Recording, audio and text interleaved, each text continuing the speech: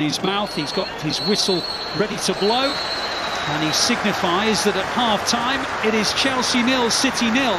Chukwuemeka with a pretty ordinary shot that was going well wide, but it had a deflection on it. I think it span off Rodri and in the end hit the base of the post, which it certainly didn't deserve to. City managed to get that one away. The best chance the Blues have had fell to Haaland. He had to take it quickly and he prodded it over the angle of post and bar.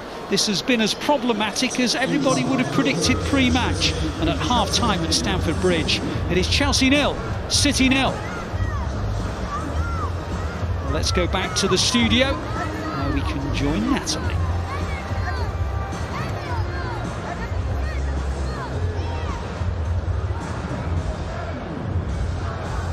Welcome back to Match Day Live. So that is 0-0 at half-time as City take on Chelsea this evening. I'm Natalie Pike and I'm still joined in the studio by my three wonderful guests, David James, Alex Williams and Shaun Goater. So we're going to have a good old chat about that first 45 minutes. But I need to start, gents, by asking you all about this formation because we, perhaps sillily, in our pre-match show, decided that the back four was obvious. Cancelo and Walker were coming back into the team and we expected them to play on their typical left and right-hand sides, with Ake and Stones making the centre-backs. Why we ever think we know what Pep is going to do, I have no idea. We should know better by now, because it looks like Ake is on the left, and then there is Stones, Walker, sometimes Cancelo, but Walker and Cancelo also seem to be playing as some sort of right-sided wingers. Rodri's playing left centre-half. OK, right. He'll just throw that in there for you as well. Great, thank you. And then the midfield also has baffled me a little bit, because it looks like Bernardo Silva is playing very deep in like some sort of box, and then Phil is on the left. But, OK, who wants to take it and explain? Yeah, we'll explain this. Go ahead, Jay. Exactly. Well, we did think the four would be as it is, but Cancelo is playing right back. When we have possession, we're actually a three. So Cancelo is not as a left back. He actually comes in and it's a three, as in Ake, Stones, and Walker. So and Cancelo is pushed up as a full back, which is almost essentially like a winger. Like a right-sided. A right-sided, yeah. So when you look at him as a back four, you think he'll be in a normal fullback position, but he's actually pushed on higher. The other interesting thing, as Jamie just said, Rodri has actually at times been in the defence. So and this is clearly an instruction that Pep's give him, and whether there's for him to pick up the centre forward, why it is. But that is, you just mentioned about Bernardo Silva being deeper, and that's what's causing that. Because Rodri is in the defence, Bernardo Silva's having to come back, and we've got Gundogan. So even though Gundogan's there and Bernardo Silva, that means now we only got essentially 1 10. Normally we would have 2 10s, or that play behind the centre forward. So that's what's sort of happening. And I think there's going to be some tweak, and mainly it may be around Rodri. When and why is Rodri going into the back? And who's he going into the back with? Because I am so confused right now. I don't get it. I mean, the thing is, you talk about that midfield. Obviously, in possession, Rodri can push forward and then start trying to dictate things. But I think his defensive prowess is arguably more important in this game than his offensive stuff when we're in possession, because we're giving up so much possession that Chelsea are creating these chances. I mean, the tackle by John Stones on Pulisic, wow. And amazing, but it shouldn't have got to that stage, because I think the midfield wasn't strong enough to deal with Chelsea's threat. So and this is another thing, with the amount of games in such quick succession, you argue how much time have you had to work on Rodri playing in a defensive position.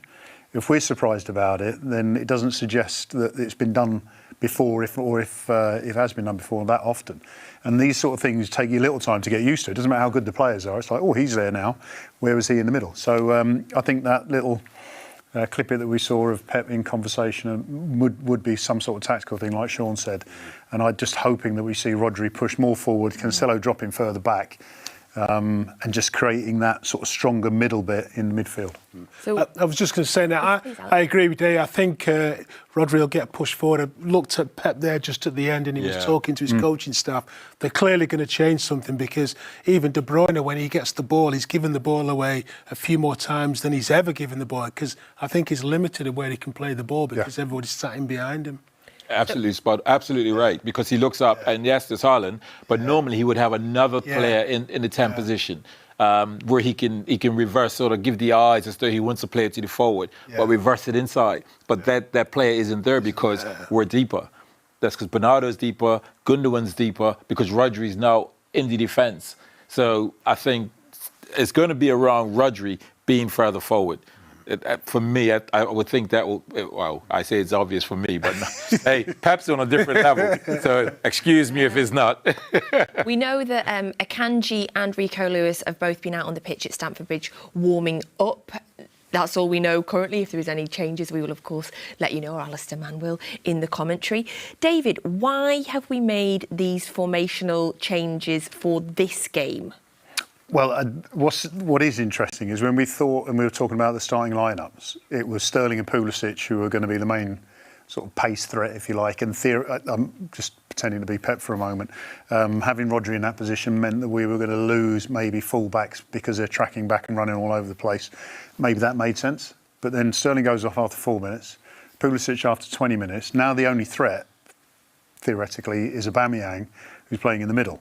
Well, then all of a sudden, whatever you set up to do for 60 minutes, 90 minutes is completely null and void now.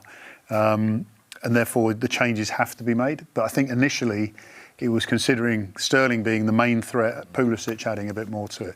They're gone now. So Pulisic came off and then, sorry, Shaun, Chukwuemeka came on, who is the young attacking midfielder that they signed from Aston Villa in the summer, who's had probably one of the best chances of the half, hits the post in the 43rd minute. I mean, there was more chances in those last couple of minutes than there was in the majority of the game. So the fact that Chukwuemeka has had the best chances, perhaps more so than Aubameyang, could that be why we're seeing Akanji and Rico Lewis warm up? Are you expecting changes in the second half to counter the fact that Pulisic and Sterling came off?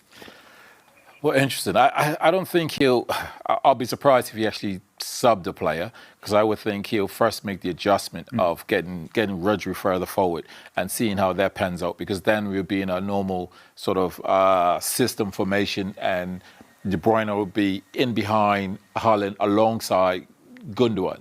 So therefore, we'd have more options to run into the box and cause more problems. So from their point of view, I just think a lot of it stemming around the Rodri being deeper.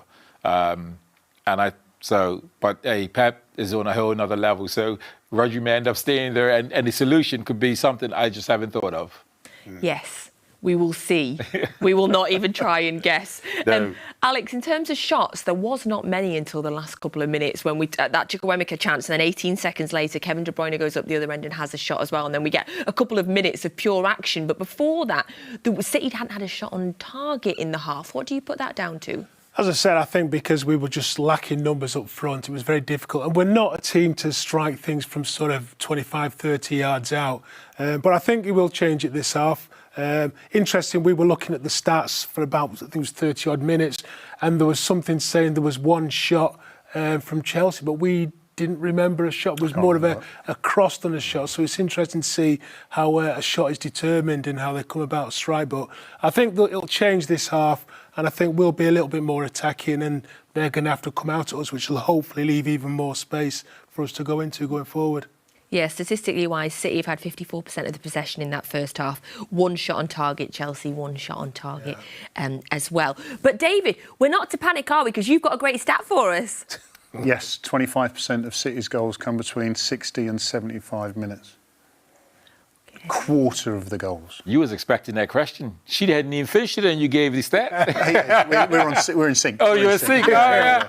I love that, though, because that gives optimism now in terms of the second half, because I thought Chelsea bossed majority of that half. I thought the last 7 minutes or 8 minutes of that half, I thought we came strong and we started driving forward. And that was because they were having chances and we were sort of countering. But I love that stat. You say 60 to 70? 60, 75 minutes. I mean, the interesting thing about that half, and I love this changing room bit now, Pep can look at it, and if we're right, or anywhere near right, he'll be looking at it and saying, whatever I try to do didn't quite work, we can change this and get back to what we normally do. Whereas Chelsea, who are under pressure at the moment, we're going, we've done really well that half. You know, we've had the best chances, even though, you know, the block from Stones, the block from Bernardo Silva. Carry on, do the same next half, and then all of a sudden they get shocked because City have changed, and you know, the 60th minute, bang, Stones header, corner. The one thing I would still do my fantasy. Still going for Stones. The one thing I would expect Pep to be saying in that dressing room is, Cancelo has he beaten of Cucurella, and the 2 or 3 times he's going at him, he's managed to get across him very easy, meaning his step overs, Cucurella can't, he doesn't seem to, you know, he can't stick with him. So he's got the beating of him. And so I would think that will be something he'll saying, when we have the opportunity, can we get him in a one-on-one situation? And the other thing, we haven't seen our signature move where it may go to Cancelo and we got to run to the byline.